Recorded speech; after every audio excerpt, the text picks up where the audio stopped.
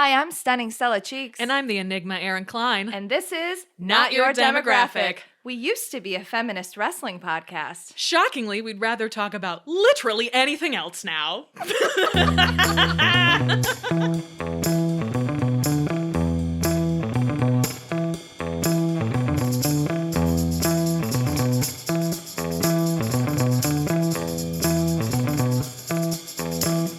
Welcome to the podcast. Hello, everybody. Real shame we don't video record these. Real shame. Because Erin is under a blanket. I'm under a blanket. I am in a very echoey room because I can't sit down to podcast anymore. So I'm standing. She's hella pregnant. So she's under a blanket sweating. To talk about books and wrestling, I guess. I'm very committed. Honestly, my audio might be a little echoey too because I had to leave the door open because we got a new dog. We'll talk about it later, I'm sure. And I'm just slightly afraid that he's going to ruin the house. So I just have the door open just in case. Fair enough. How are you? Oh, fine. Under a blanket. It's very warm under here. I'm doing all right. I'm, getting rapidly more pregnant. I'm very excited for Halloween. I'm really excited to pass out candy. The woman who normally did it in my building moved away, and so now I'm like, it's my job. I'm doing it this year. I'm the Halloween crone. I'll be passing out the candy. I'm very excited about it. I bought a giant bag of candy today, so hopefully we get trick-or-treaters. We'll see, I guess. How are you? I'm hanging on by a thread. So the usual. Yeah. But I did have a day off where I was like, you know what? It was an unexpected, not really wanted day off, but it happened. And I was like, you know what? Fuck it. I was supposed to be at work today, so I don't have anything planned for today. I'm just going to finally finish season 10 of Supernatural. And that is what I did. So I feel pretty good about that. Finally. I feel like it's taken you months. I know, because I just hit a wall. Sometimes I just don't like watching TV. It's like when people hit ruts with reading. I hit that with TV where I'm just like, especially if it's TV that I haven't seen. I watched a bunch of Supernatural with you, but episodes that I've seen before, and rewatching something is more fun than watching it new sometimes. Yeah, you actually have to pay attention when it's new and take in the information. Season 10 is kind of a banger, so it's nice. Now I just have 5 seasons left. Only 5. My goal is to have finished it by the day when I started it. And I started it at January 16th of this year or something. So I need to be done. I need to have watched this 15 seasons within a year. That's so you're going to do goal. The first 2/3 of the series in 10.5 months and the last third of the series in 2 months? That seems ambitious. Now I'm going to do it out of spite because you just made me feel bad. I'm not trying to make you feel bad. It's just that's disproportional. No, that makes sense. Thanks for giving me the fire that I need. You're welcome. What have you been reading? I haven't actually finished that much. Went on a trip to Seattle, and so I spent a lot of last week not really reading very much, which was nice. Nice to go to Seattle. Maybe not necessarily nice to not be reading. Although we both brought our dumb Misha Collins poetry book, and neither of us read a single page of it. Which is a shame because we went on a lot of lovely walks together. I know. And I was like, we should have brought our poetry book. We had a pretty romantic middle-aged vacation together, middle-aged lesbian vacation together. Oh, totally. Also, I realized later that when we were standing outside of Emily's apartment holding the baby, that woman came around and was like, are you guys looking for an apartment? And I was like, she thinks we're a lesbian couple, almost 100%. I thought that too. It's like she thinks this is our baby. Oh yeah, it was like, no, this is just our baby and my pregnant wife, and we're looking for an apartment here in Seattle. You were in a leather jacket, I was in flannel and a vintage sports jacket. We look gay as hell. Yeah, we did look gay as hell. I thought it was very funny. I was like, oh, that's nice. I finished 3 books, typical of me. The first one was Expecting Better. Oh my God, I can't even read this graphic. I don't want to lean too close to the mic because of the blanket. The audio is a crapshoot, guys. Trust us, we're trying. We're trying. Also, now my dog is chewing on a very loud squeaky chew toy. So it's ridiculous. Okay. Expecting Better, Why the Conventional Pregnancy Wisdom is Wrong and What You Actually Need to Know by Emily Oster. Okay, so I have some really mixed thoughts about this. So I really enjoyed reading this. I really liked Expecting Better because pregnancy journalism is a scam, and I have had a really difficult time the last like 5.5 months trying to piece together like what is real information and what is just shit that's on the internet. And like that has been difficult for basically the entire pregnancy. And so our friend Emily recommended this to me because it's written by an economist who actually reads the papers that the journalism is written about and then like does actual deep dives on what the data says, as opposed to like the way that they're written about, which is often like, what's really frustrating, I learned, is that so many of the studies about pregnant people include people who are on massive amounts of cocaine. And like, that seems like a bigger problem than coffee. And yeah, the studies are all about people and like their intake of coffee. And so it was nice that she went through and like really aggregated that data out and was like, okay, I was very specific about the kind of studies that I used for this kind of stuff and really took out like the shit studies basically. So I really enjoyed that. I didn't agree with all of her findings. Like, it was wild how much alcohol you can actually drink before it starts to like really negatively impact your pregnancy. You can drink like 4 glasses of wine a week before any kind of like test results start to skew negatively for babies. And I was like, no thanks. I'm not really interested in that. But it like made me feel better about drinking like a cup of coffee a day. I was like, all right, I don't have to like freak out about this. So there were things that I really enjoyed about it. I don't necessarily know if I would recommend this book. You should get it from the library. You shouldn't buy it.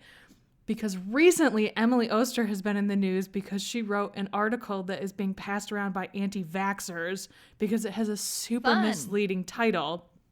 If you've seen the article going around, it's your unvaccinated school child is less at risk than your vaccinated grandparent, which is true if you look at the data, but also like it does the exact thing that she talks about in this pregnancy book of it doesn't take into account the way that these studies are done. And also like, I don't necessarily love giving money to someone who's not actively pushing back against anti-vaxxers using her work. And so I feel very torn about recommending this book. So if you're pregnant and you're feeling, or you're thinking about getting pregnant and you're feeling like, man, there is terrible advice everywhere, I would recommend getting this book from the library. Just maybe like, don't kick her any money right now. That's my kind of middle point on this one. But I did enjoy it. It was weird to like, I finished it and was like, man, I really enjoyed this book. This was a great reading experience for someone who's pregnant. But then to immediately have this article come up and be like, oh, man, why now?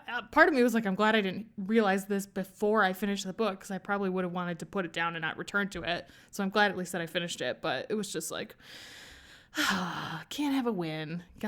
Everybody's complicated and bullshit. So that's my complicated review of that one. And then I read a poetry book that's nominated for the National Book Award for Poetry, 1,000 Times You Lose Your Treasure by Nguyen, Nguyen.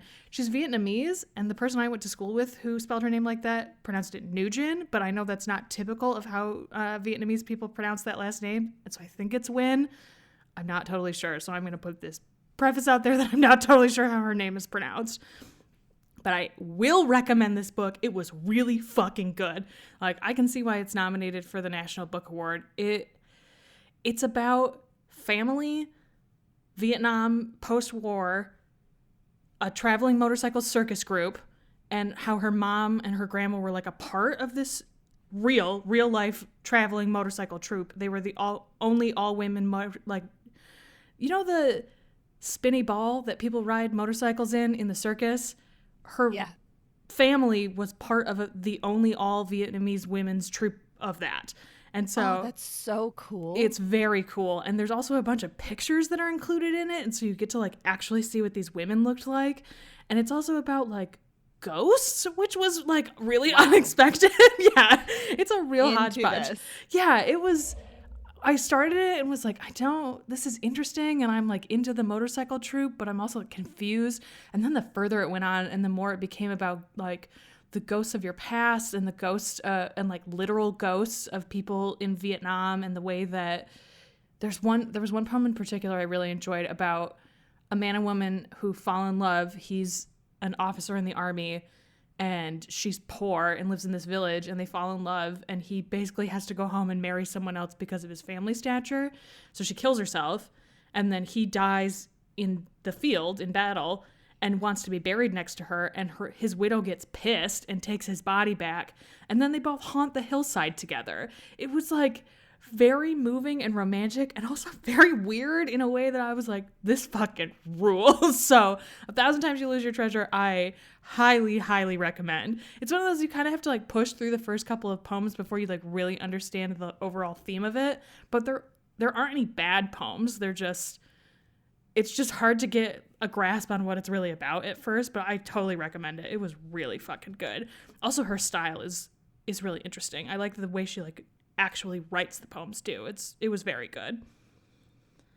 And then finally, our NYD book club pick. I finished The Only Good Indians by Stephen Graham Jones. So for those that don't know, we're doing a book club in our Patreon, which you can find for only $1 at our Patreon at patreon.com/NYDproductions. We haven't set a date for it yet. We will. Hopefully by the time you listen to this, we will already have a date set for this. So we're just gonna soon. So I'm not gonna go super into this. I'm gonna give kind of like a high level reaction. I'll do mine too. Yeah, I liked it. I don't want to say that I didn't like it, because I did overall enjoy it. It just wasn't what I was expecting. And I also felt like it came so highly recommended. I think I set the bar a little too high. And I think I was expecting it to be, I don't want to say much better, but different. I was expecting it to be a lot different than it was. And so it was like the first third of it, I was like, what the fuck is happening? I just felt really confused. And then it takes a hard fucking left. And then from there till the end, it's just like an absolute roller coaster. So I would recommend joining the book club just to have like a bigger discussion about this. I'm really curious about how other people reacted to it. It was just bizarre. And like, it's a horror novel. That's why we picked it, because we wanted to do like a Halloween spooky season. Like a spooky season book club read.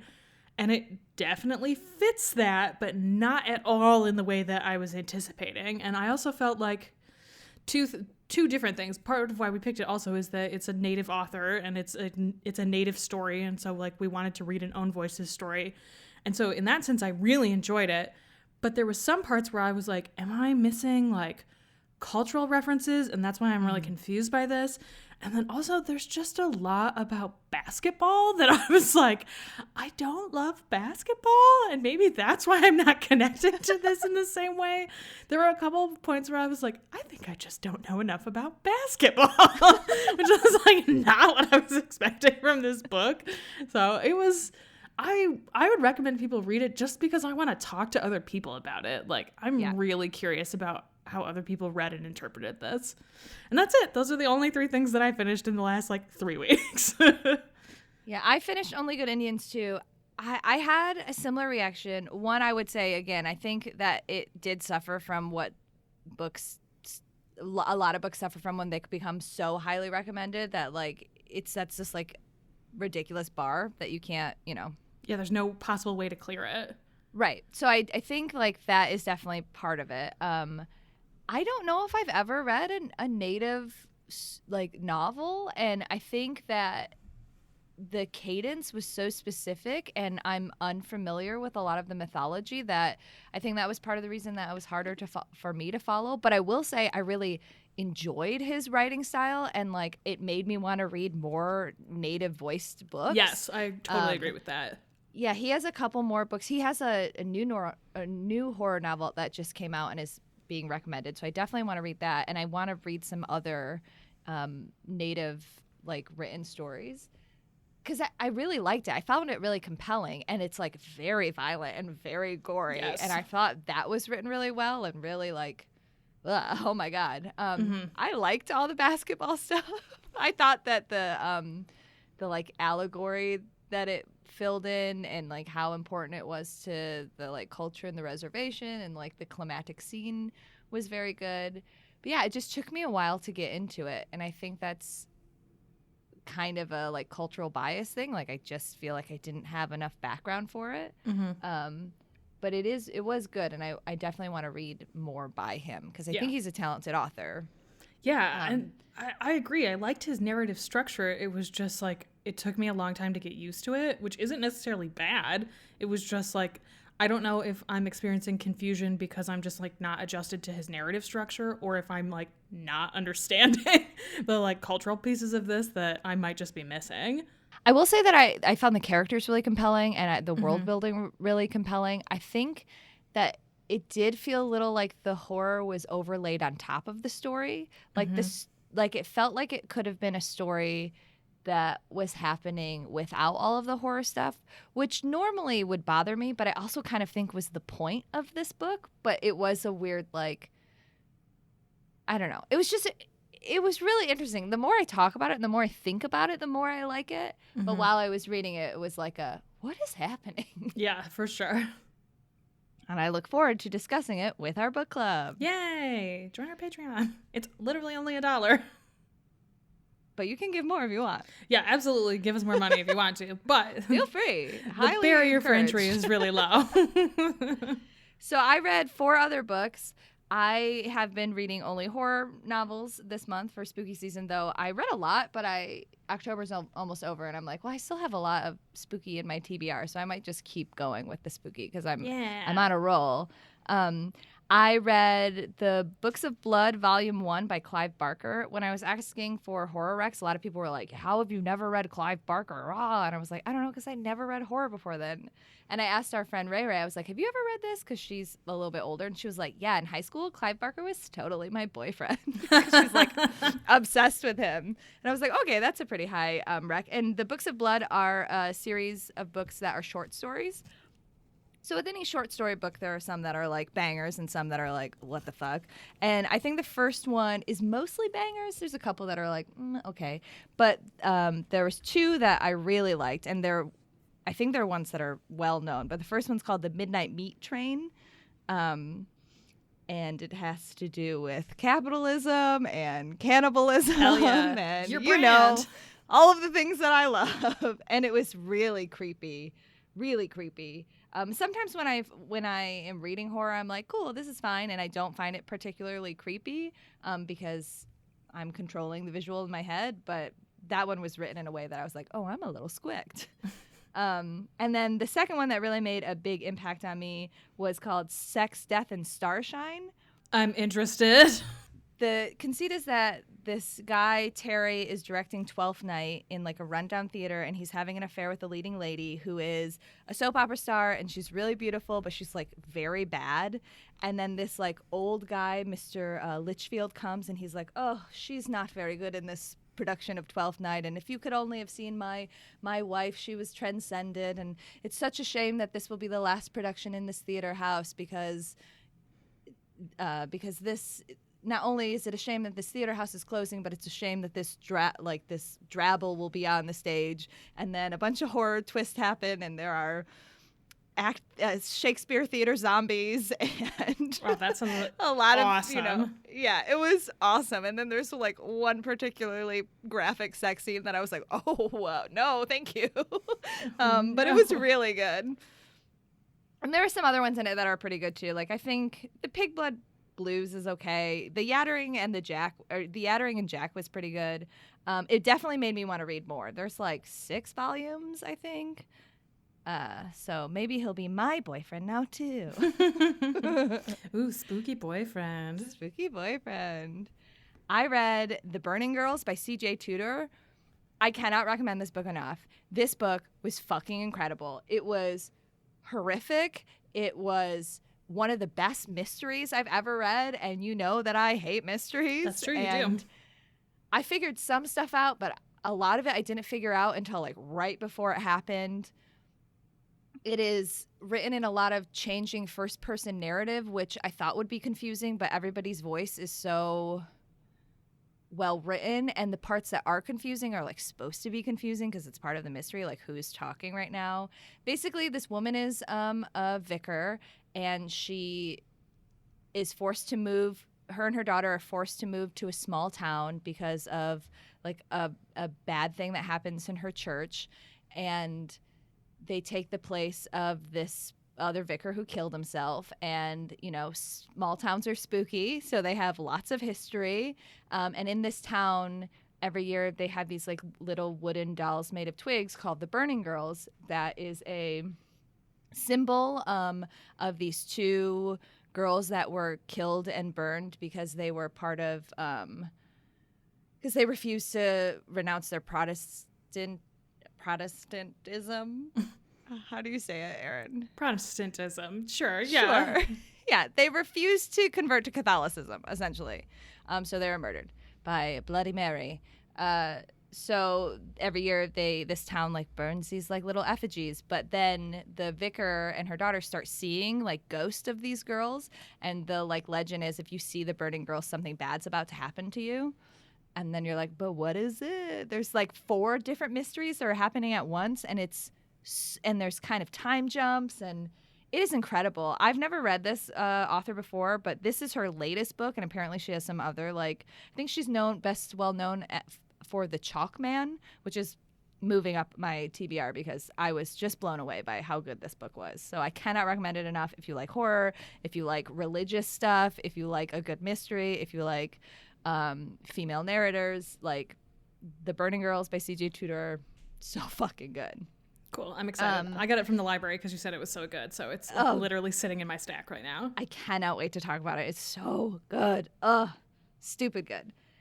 I read It by Stephen King. Yes. Specifically, I listened to the audiobook. It was narrated by Steven Weber. It is a 44.5-hour long audiobook. It is long as fuck, but it is truly probably the best audiobook I've ever listened to. Steven Weber is an incredible narrator, and it made it come alive, and like I did not want to stop reading it until the end. I kind of got bored at the end. I was like, okay, I'm like hour 43. We gotta wrap it up. I am done. Yeah. Stephen King. Mm-hmm, mm-hmm.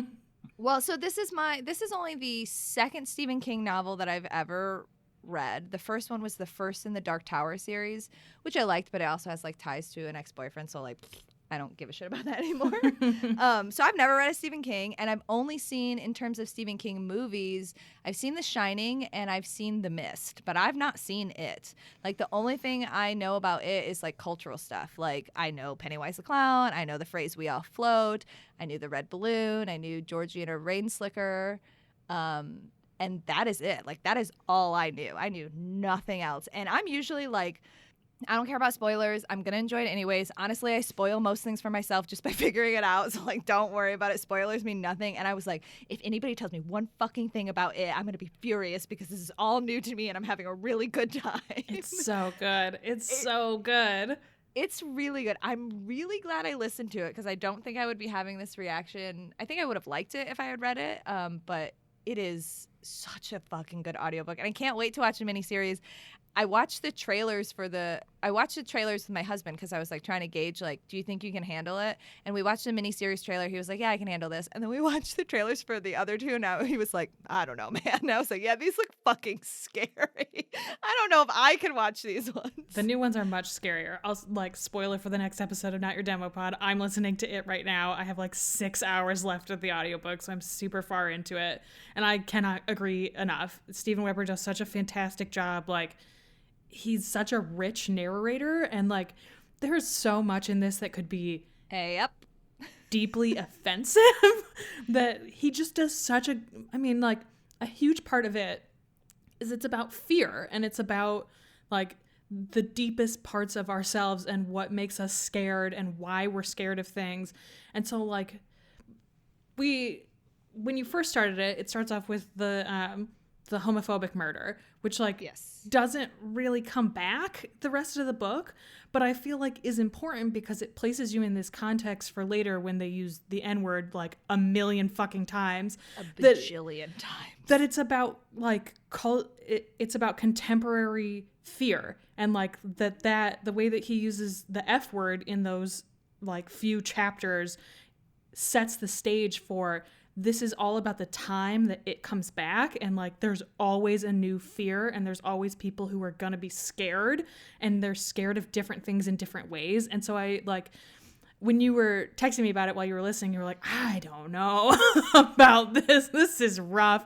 It was like I wanted to tell you at the time, but you said no spoilers. Like it's because that's what he's scared of. He's a gay man in the early 80s, and like this is his biggest fear, is being murdered because he's gay, and that's what happens to him.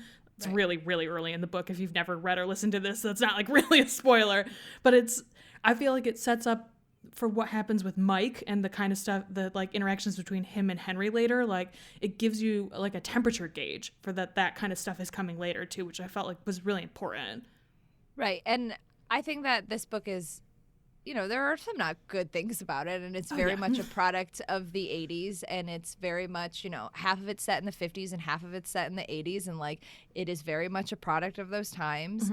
But I do think that the fact that all of the dairy interludes are from Mike's perspective, and you hear specifically from Mike a lot, helps to not lessen that blow, but helps to like, how he feels and how he thinks and his views on things. And it so I think contextualizes it. Yeah, it helps a lot. Yeah, I would agree with that.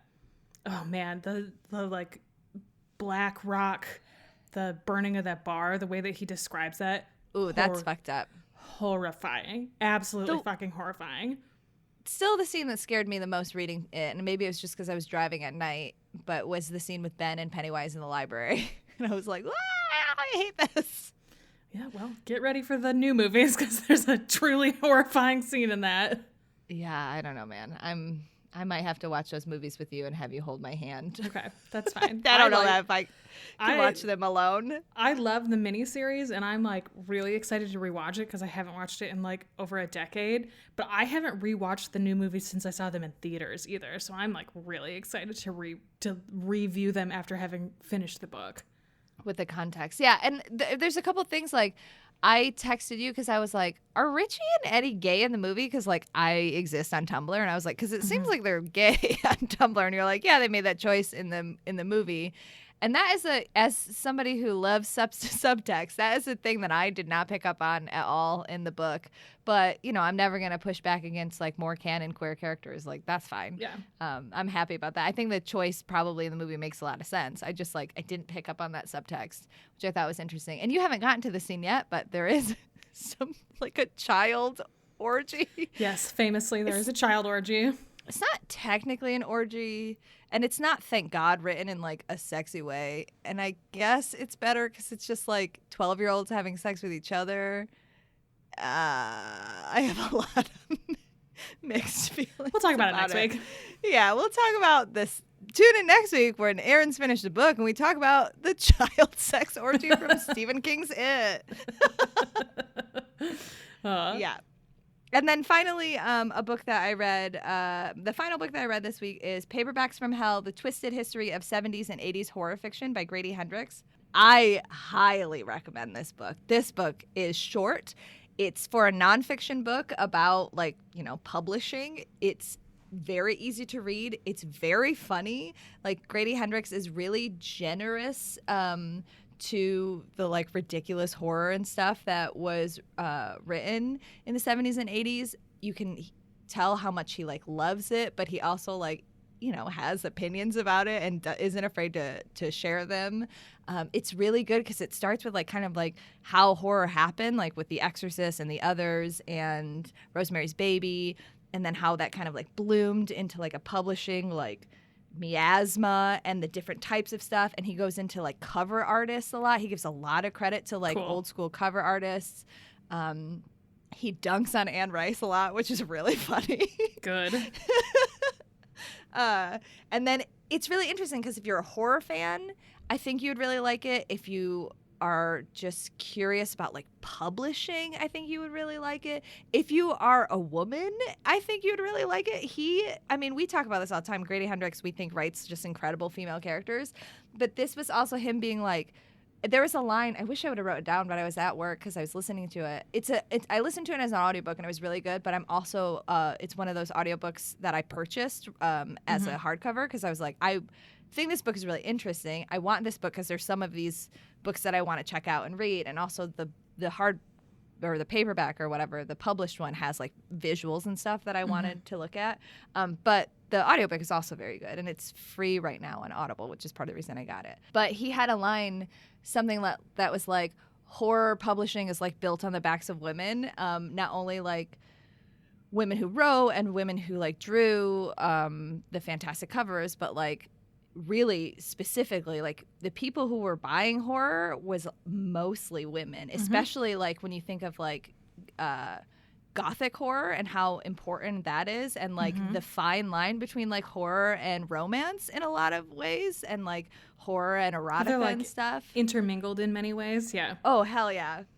And it was super fucking fascinating. And then also I'll link this in our show notes. Then I also, on the same day, you know, just like serendipity of the world, I read an article by Sylvia Moreno Garcia, which I think I linked to you. Yes, where I read she it as kind well. of talks about like the history of like horror publishing and stuff, and how it like really fell off kind of in the 90s and became like just kind of everybody thinks of, you say horror, you think, oh, Stephen King. And it's like Stephen King's great, but like there's so many other good horror authors. And then she wrote this really great article about like horror publishing today and like books that you should check out and like where horror publishing is today.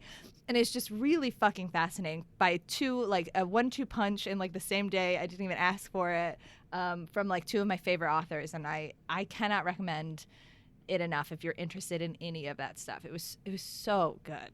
Cool. So interesting, especially for a nonfiction book that has like obviously a ton of research done, to be so accessible, which is like, it's about horror, it should be like accessible, right? Oh, also in the final chapter he wrote it with somebody else. Let me double check because I want to give that person credit too. He also wrote it with Will Erickson, or maybe Will Erickson. I think Will Erickson helped him do the research. Okay. Grady Hendrix wrote the book, and then Will Erickson wrote the afterword. And the okay. afterword is really great, and I recommend that you definitely read it, because he goes through and he says, maybe if you're like me, when I was doing this research, you're like, oh, well, I want to read all these books now. And he's like, here are my recommendations, so you don't have to like go back through the whole book. Like, here are my recommendations of like the ones you really should read, or here's the approach that I did when I was like cherry picking which ones I want to read, which I thought was really helpful. Because, you know, when you're doing research of any kind, I feel like you have your notes of like, this is notes that's like relevant to my research or whatever, but here's my sidebar notes of like, I just want to read this stuff for fun later.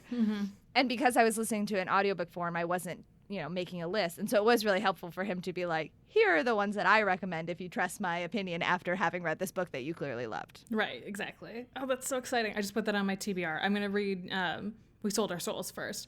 I like that you've now read everything Grady Hendrix has ever written. Like, you've full canon. That's dope. I mean, he rules. He fucking rules. He's my horror boyfriend. He's your pandemic boyfriend. Like, yeah, he really is my pandemic boyfriend. Him and Joe Hill, I was like, I guess I just read you guys now. Yeah, like we read Southern Book Club's Guide to Slaying Vampires last year in March 2020. That was when we read it for book club at the very beginning of the pandemic. And so it's wild that you've now read every single thing he's written. Like, that rules. I honestly recommend everything. The one that's like, the one that I thought was just okay, again, is Horror Store. It's the IKEA one, but it's short and still pretty good. But I think they're all like, I think he's just incredible. And I'm so excited that he is, so much of his stuff is getting optioned. Like, I cannot wait to see these movies. I cannot wait to see these TV shows. Like, he is incredible. And he writes such compelling, again, female characters that's like, hell yeah, we need these like women on the screen. I cannot wait. Yeah, so that's super exciting. I also like, I just wanted to return to real quickly about what you were saying about how like it's built on the backs of women. Horror is another great example of a fandom that was run by women and then was taken over by men, and then women were told, you don't like this. It's like Star Trek, it's like Star Wars. It's one of those things where it's like fandom. It's like period. fandom. Yeah, there's so much of nerd culture that is built on women and women's dollars, and then men discover and women's work, and then men quote unquote discover it, and then it becomes, oh, women don't like this, and why can't I ever find a woman who likes this thing? And it's like, because you colonized it and didn't give credit to the women who built this. Like, I think it's really interesting that horror is also one of those things. It doesn't really surprise me, because like you were saying, like Gothic literature is such a huge foundational building block for horror, and was just for women, basically. Like, there were not a lot of men who would claim to have read Gothic horror until like very recently. Also, there's a really, really good Twitter account, I'll have to look it up and send you the link to it, that they sometimes will just post really great gothic covers of women fleeing from houses. The theme is always women with great hair fleeing from gothic castles. It's so good. He talks about this and that. He's talking about I can't remember, but he talks about a really specific cover artist who like that was their specialty of like women fleeing from houses, and it was like sometimes it was a castle, sometimes it was a house, sometimes it was a house on fire, sometimes it was a boat, and it was like, but the theme was fleeing from something. Pulp Librarian, that's the name of the account. I love Pulp Librarian. If you I follow them. They're great. Yeah, they sometimes will just post like, here's a very long thread of gothic women with great hair fleeing from castles, and every single time I'm like all the way down the thread because they're always fucking great. Yeah, highly recommend, especially for someone like you that like loves publishing and is interested in that. All right, that's it. That's the books. Ooh, those are the books. Library's closed. Oh my god. What is your rant? Fucking babies need so much shit. Holy fuck. Michael and I built our baby, like we had part of it built and we were like, yeah, that's enough. And my mom and my sister both sent me a message that were like, listen, bitch, you have got to put more stuff on this registry. Otherwise you are going to get so many clothes you don't fucking want. And I was like, listen, bitch. I was like, okay, I trust both of you to lead me on the path for this. So Michael and I went through and we spent like 3 hours the other day just adding shit to our baby registry. And as we were adding stuff, we were like, oh yeah, I guess we do need this. Oh fuck yeah, I guess we do need this too. Oh shit, we also need this. And I got to the end and was like, oh my God, we need so much stuff. Like, and I joked about this on Twitter, but I was completely serious. It's like, oh, it's almost like you created a brand new human being who has nothing and you have to provide everything for them. And so I was going through things like, oh my God, I have to buy sheets and like bathing multiple supplies. Sheets because you have to buy multiple sheets because babies are very sweaty. Well, they're sweaty and also they'll just like blow shit out literally all the time. So also they are weird and sweaty. They're the sweatiest little things. Yeah, I'm not super surprised by that. I mean, I've interacted with a lot of babies, but like I've never had to like personally care for my own that I'm solely responsible for keeping it alive. But we had a bunch of stuff where we were like, okay, I like this pattern of crib sheet or I like this pattern of sleep sack, and we were like, we'll just request 10 of these. Like we don't need a bunch of varying patterns. And my mom was like, well, don't you want like a variety? And we were like, no. Why would we want a variety? Like, we like this weird dinosaur sleep sack. It'll get blown out with shit and then we'll just wash it and put him in the exact same thing and he will not remember. That's so funny. It's very true to us where we're like, yeah, we'll just like downsize these eventually and they'll like go into storage. We were like, what do we do with this stuff when he outgrows it? And we were like, well, we haven't decided if we want to have a second kid. So I guess everything goes into storage until we figure that out. You save it and then you either use it again or you pawn it off on somebody else. Which a lot of people have started doing to us. We have 3 baby like Bjorn style carriers because people from his gym were like, please God, take these away from us. We do not need these anymore. And we were like, fuck yeah, give us this very expensive baby equipment. Thank you very much. Thank you very much. But yeah, we were like, okay, we're having 2 baby showers, one of which you are very graciously throwing for us. And we were like, okay, well, after that, I guess we just have to go through and buy the rest of this shit. like, oh, God. Okay, this is our lives now, I guess. But it was just like, I don't know. I knew in theory, like, obviously a baby needs a bunch of shit, but it was just like really eye-opening to be like, oh my God, this list has 177 items on it. So there's a ton of shit on there. I should just throw it up on my Twitter. If anyone would like to buy me some bath toys for my baby, I would gladly accept them. What is your rant? My dog. Oh, poor Bucky. That's my rave too. So it's been a while, 2.5 weeks. We have been looking for a dog, and then we finally found one, and we are doing like a foster. Technically, he's still fostered right now to see if like fits in our life. And it's been a fucking roller coaster. We both grew up with dogs, but like we haven't had a dog on our own in forever. So like we don't know what the fuck we're doing. Turns out getting a dog is also very expensive because they need a bunch of shit. I feel like you need a goddamn loan for this dog. But part of the reason we looked at him, he's very cute, and they were like, he's so sweet and blah, blah, blah. And like he is not a basically first time dog owner dog. And so we've had a lot of like, do we take him back? But oh no, we don't want to take him back because he's been returned like twice before. Oh, he also only has 3 legs, which is why I named him Bucky, because I thought it was funny because, you know. He's missing an arm, yeah. He's missing an arm. But today I was like, man, I should have named you Benny. I don't know. I want to name him. I just call him Rebecca mostly because I think that's very funny. Anyways, so there is also, he's a pit bull mix, so he's very large. And he's huge. He's a very big dog. He's large, and I was bit by a pit bull, and it brought back a lot of my dog bite trauma that I was not prepared to deal with. Part of the reason I didn't go into work today is because he can't really be left alone yet. And so I was like, I guess I just stay home today. So it's been a big adjustment. We have had 2 talks about taking him back. One was very emotional. One was very practical. But then I started crying because I was like, I don't want to take him back. Even though I kind of hate him. I love him. But we've had a pretty good 48 hours, me and Bucky. So we're learning how to get along. He's being very good right now, I think. We'll see. We'll see. He's very sweet. It's just like a lot, and it's like dumb. Like obviously like getting a dog is a lot of work, but I made the joke to Nick that's like a joke, not joke, because it was like, all my friends are pregnant, let's just get a dog. And I was like, well, I made the wrong choice. I know actually how to deal with a kid. I have actually like I have more experience than most people who are having kids dealing with kids. I could do that. I don't fucking know how to do this. It's been a lot of YouTube videos. Also, he has 3 legs, so he can go up and down our downstairs stairs, but he's like afraid of our other stairs, and he definitely did fall down. It was a scary moment. He had a little bruise on his face, but he's fine. So we have to carry the 60-pound dog up and down the stairs to go to bed, and he is heavy, and my back hurts. Aww. But my rave would be that he's very cute. Mm-hmm. He is really cute, and also, like you didn't mention, he is young. He still has a lot of puppy energy, and like, he needs to be taken to a trainer, which you guys are going to do. And like that, that's part of having a huge puppy.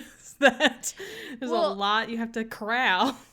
Yeah. And it's just tricky because like, so he was born with like a double paw.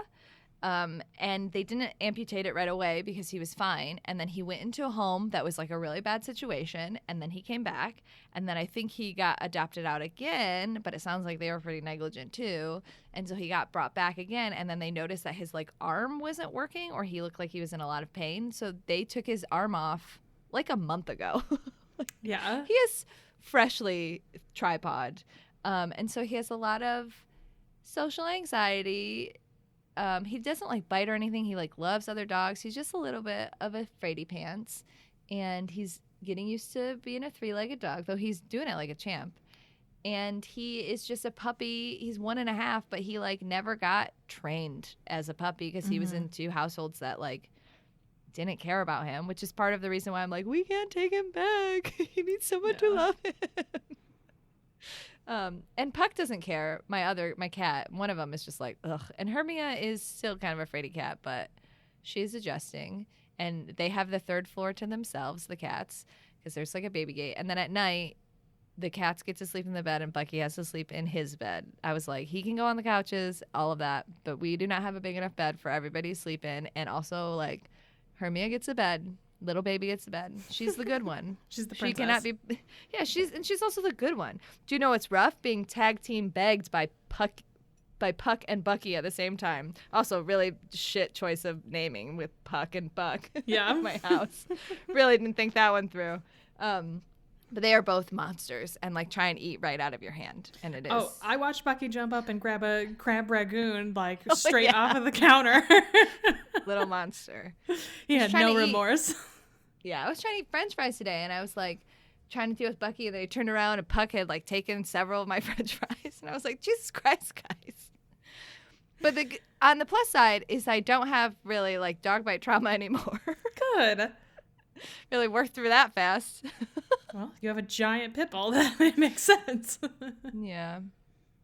He's also my rave. That's my rant rave. My dumb dog that I love, but also Rebecca. hate. Oh, Rebecca. But I feel like that's probably like pretty normal, right? Yeah, you're adjusting. And also like you said, you have a dog who still has a lot of puppy energy, who was neglected at 2 homes in a row. Like, you guys are really taking on what, like you said, not a great first-time dog owner dog, but you guys are doing Which is a good crazy job. because we were so upfront about like our newbie status, and they were like, "Yeah, just take this fucking dog," and we were like, "Okay." Then we were like, "Wait a minute, we shouldn't have done that. We got Oh, bamboozled. We got bamboozled." But he is very sweet, and he's getting better on his walks. He's very stubborn. He just like sits down. And at first I was like, "Oh, it's because you have 3 legs and you're tired." And now I was like, "No, you played me for a while. You're just being a dick." Once you can put the harness on him, it'll be easier. Yeah, once his little wound is properly healed. It's almost healed. I gave him a bath yesterday by myself. Was a mistake. Oh my, he's a big dog. Well, he rolled around and stuff, and I was like, I can't wait till Nick gets home to give this dog a bath. It has to happen. And he was good in the bath, and then as soon as he was out of the bath, he got really excited and then peed immediately. He like excitement peed, and I was like, oh man. Anyways, he's big and dumb, and I love him. But Hermia is still my baby. Always and forever. I was like crying at one point, and I was like, I refuse to be one of those pet owners who gets a dog and then ignores their cats. I refuse, because the cats are the most important part of the house. Because there's so many fucked up Reddit threads that are like, I got a dog and now my cat lives in this bedroom by itself. And I was like, those people are monsters. No. Or like, I got a dog and then I like had to rehome my 17-year-old cat. And I was like, you're a monster, and there is a special place in hell for you. Yeah, fuck that. Anyways, what's your rave? My rave is wrestling related, actually. So we're recording this on a Thursday, which we don't normally do. So this is pretty early, which is why this is like fresh in my mind. The 8-man tag match from the So fun. From the October 27th Dynamite was so fucking good. Legit might have been one of the best 8-man tags I've ever seen, and was definitely the best 8-man tag AEW has ever done. Because 8-man tags are a mess normally, but this was fun. It was so much fun. It was like, I just love it when, like, okay, so the Super Elite versus the Dark Order, right? And the Super Elite are the top guys. Like, they're one of the top tag teams in the world. Adam Cole is, like, one of the hot new wink prospects that's wink transitioned from the indies to WWE to AEW. Kenny Omega is, like, one of the best wrestlers in the world. And it's just nice to see them, like, embrace the fact that they're all very funny and are really good at comedy wrestling. Like, the inverse to this is what I always complain about with Cody, where like Cody is great at comedy wrestling and is like, no, I'm very serious. I am a serious wrestler. And it sucks all the fun out of everything that he does. I refuse to turn. Boo, we don't care. We hate you still. Yeah, like he sucks the fun and energy out of fucking everything. Whereas these 4 guys like really embrace the fact that being silly and being fun is part of why people love them. And so watching them all dress up as the Ghostbusters and like having Michael Nakazawa as Bebe and having the like Stay Puft Marshmallow Man be out there and the reveal that it was later Hangman Adam Page was just so fucking good. It was so much fun. It was so much fun to see Colt Cabana dressed up as fucking what's his fuck? I'm totally blanking on his name. Brandon Cutler. Yeah, me too. Brandon Cutler, who was then revealed to be the horse. And it's funny because like they sort of hinted and like foreshadowed that like they were like dragging the horse out there at the beginning of the match, which was like, oh, it's just someone who doesn't want to be in this horse costume. And then to like later have it revealed, oh no, actually we've bamboozled them and we have taken over the Stay Puft Marshmallow Man. Watching Hangman Page pull that fucking thing off so of his, serious too. Like, it was and like shit. This super serious face, and like Matt Jackson is so good at acting with his face and him like having his back to him and then just saying, but who's in the Marshmallow Man? And then getting like clubbed from behind was so good. Like they did such a great job of storytelling inside of this match and incorporating the storytelling that they've been doing with these factions before this. It was just so well done. And so it was nice to like finish it and be like, man, I really enjoyed this main event. I really am glad I got to the end of this episode and like I felt pumped afterwards. It was like, oh, that's right. I fucking love wrestling. I love when wrestling is well done. I love when people are having a good time.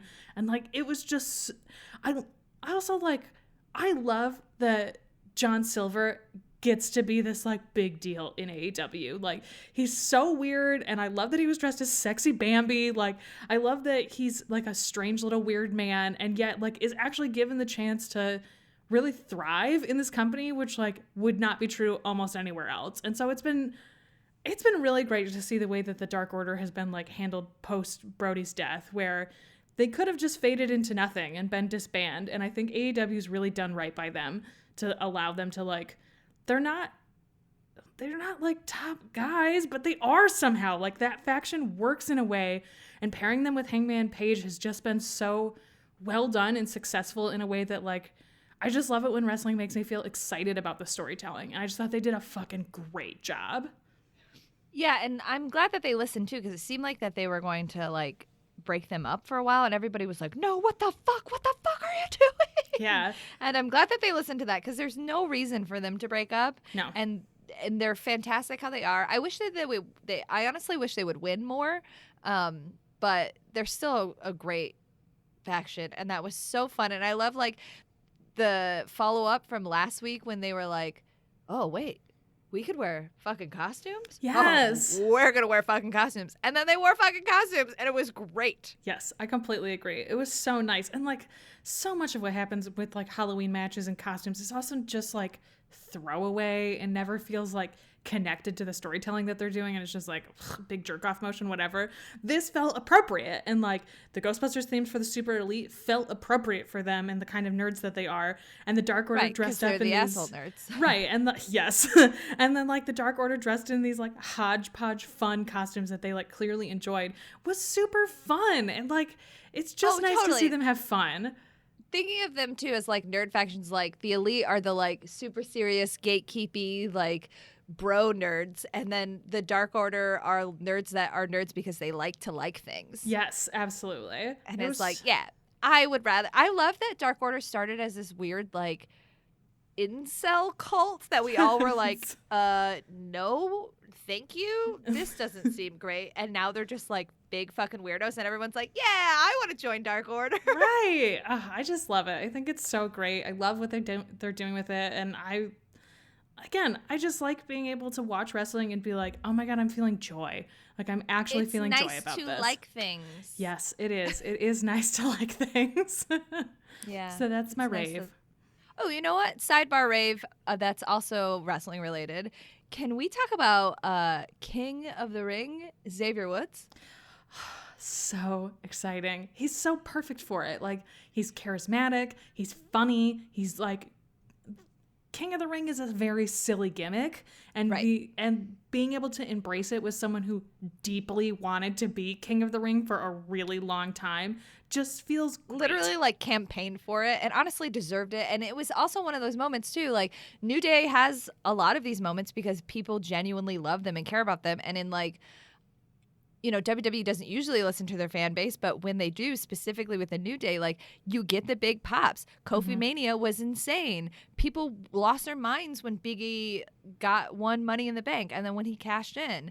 And now when people see like, oh, and Xavier Woods is King of the Ring, like he had a huge pop on Twitter in real life. Like sometimes wrestling writing doesn't have to be hard. It could just be simple. Give the people what they want.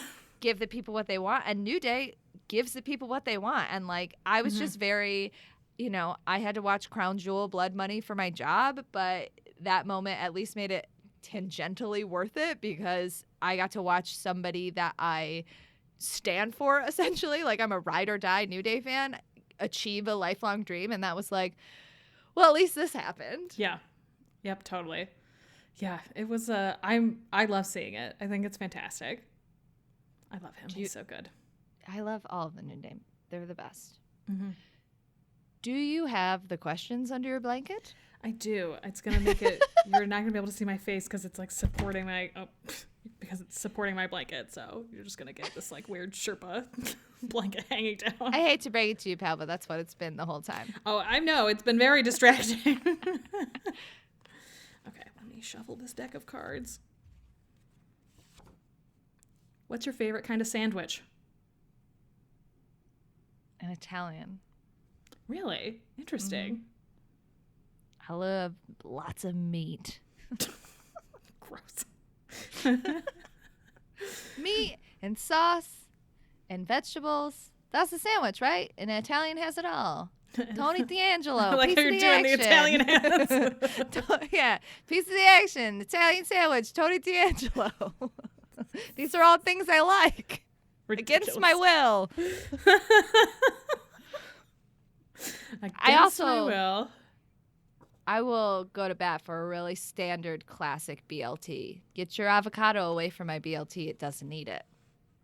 I mean, I love avocado, but I would agree. It's not necessary. I like avocado too. Get it off my BLT. It is a BLT. There are 3 ingredients. Not Get a out of bolt. here. Not a bolt. I guess there are 5 ingredients because you need mayonnaise and you need bread. Fair enough. There are 5 ingredients. No more. That's it. Those are the end of the ingredients. What is your favorite kind of sandwich? A grilled cheese sandwich. Like a really well-made grilled cheese sandwich. I fucking love a good grilled cheese sandwich. You can add stuff to it. You can just have it as like a classic grilled cheese. Either way, I'm totally fine with either of them. So fucking good. Do you know? I fucks with that.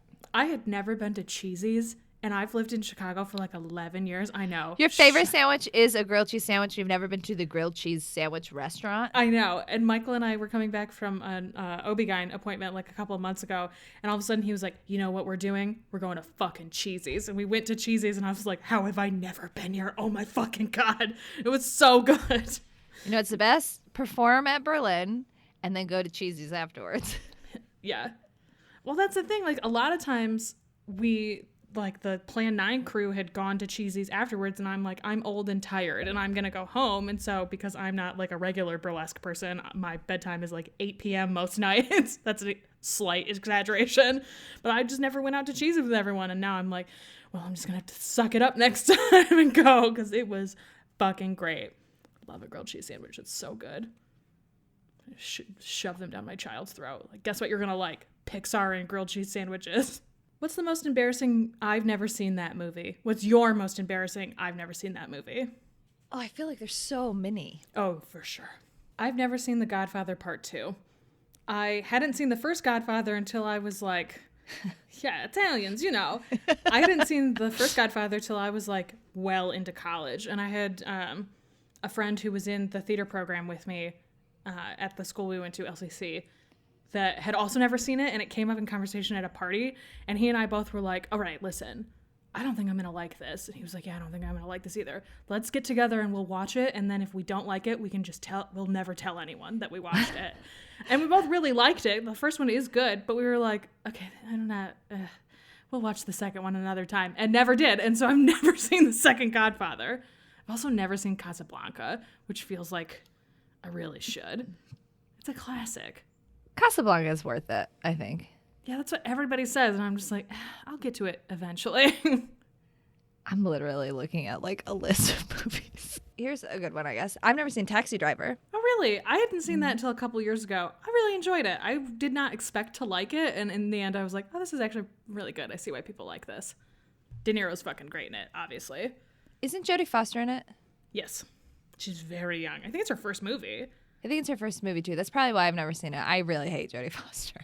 It's like Fair. a weird thing. I think that she seems like a really cool person, and I like her legacy in Hollywood. I just do not enjoy movies that she's in at all. You've seen Silence of the Lambs, right?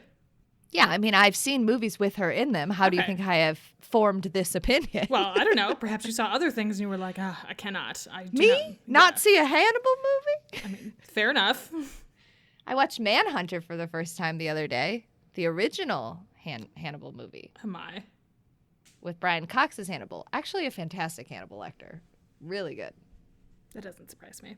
You've never read those books, have you? No, they're in my stack of spooky to reads. Okay. It's my just dad Red Dragon. Loves them. Red Dragon just has a lot of rape, and I just. Yeah. What's my serial killing motto, Erin? No horse, no kids. No horse, no kids. If you're gonna be a serial killer, be interesting. Yeah. And I say horse with like deep love in my heart. Like that's not like that's not a derogative. I just cannot. You got to be interesting if you're gonna be a serial killer. Yeah. Right? I get it. That's why when women are serial killers, they're way more interesting. Yeah. Well, if it's a woman who's a serial killer who's not like a fucking angel of death nurse, it's really rare. mercy killings, Mercy. quote unquote. Wink. Big A wink wink. on that. A wink. You know what? Most serial killers, hot take, most serial killers are really boring. And I actually don't understand why everybody's really into true crime because most of it is really boring. Their motivations are dumb. And I mean, I get the idea of like, we like to figure things out and blah, but like most serial killer motivation is like dumb as hell. Oh, and yeah. if you are listening to this and you're a serial killer, please don't kill me. Also, I have really big nails, so I'd probably get you. And if not, your DNA is definitely going underneath of them. So. Oh, yeah. It would be like basically impossible. If you kill me, you're going to have to chop my hand off, frankly. Not giving you any ideas, but. No souvenir killers. No souvenir killers. Unless you're making like cool statues, I guess. I don't know. Be interesting. If you kill me, please be interesting. Fair enough. Also, the rule, Erin, I think most people in my circle know this, but if I do ever get murdered or am a missing person or like fall off a cliff or whatever, I need you to make sure that no pictures between the age of 13 and 22 are out there. Okay? Mm-hmm. You can do baby pictures and you can do post glow up. You cannot do like high school, early college. Fair enough. I was there. I understand. Yeah. I have to have filled in eyebrows. Okay. That's the bar. Okay. If any of those post pictures come back like are out there, I am gonna dead ass hunt somebody. So prepare the salts because I'm coming back. Fair enough. All right, that's it. That's the podcast. All right. I was gonna say, hope you had a good time.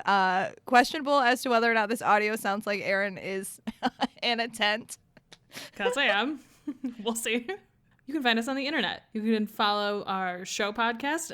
You can follow our production company at NYD Productions on Twitter, and you can interact with the show individually using the hashtag #NotYourDemoPod. You can also follow me on Instagram at NYDUrgency. And you can follow me on Twitter at Stella_Cheeks. You can join our Patreon at patreon.com/NYD Productions, where you get all this behind the scenes stuff and you get access to our Discord, which is super fun and That's really where weird. Yeah, that's where our book club will be. Also, if you'd like to read and discuss The Only Good Indians with us, please do that. We are really interested in people's opinions on that. And you can email us at notyourdemo@gmail.com with any questions or book recs. Yes. Oh, also, like, we've kind of like fallen off of pimping our other podcasts, but I have heard that our latest episode of Extracts is really good. It's one of our longest ones. If you listen to Not Your Demo, you're probably used to us talking for an extraordinarily long amount of time if you've made it to this section of this podcast. But our theme, which will have just come out before this podcast, so it will be out when you're listening to this, is Body Swap. Again! For real this time. And our producer Bobby sent us several notes that was like, this is the best episode we've done of this show. So if you haven't checked out Extracts, this is the week to do it. Also, it's 2 of my favorite episodes of The X-Files that I was very excited to watch. So I'm very excited to listen to this episode once the final edit is done. All right, that's it. That's the pod. We'll see you next week. In the meantime, mark out. Fuck off.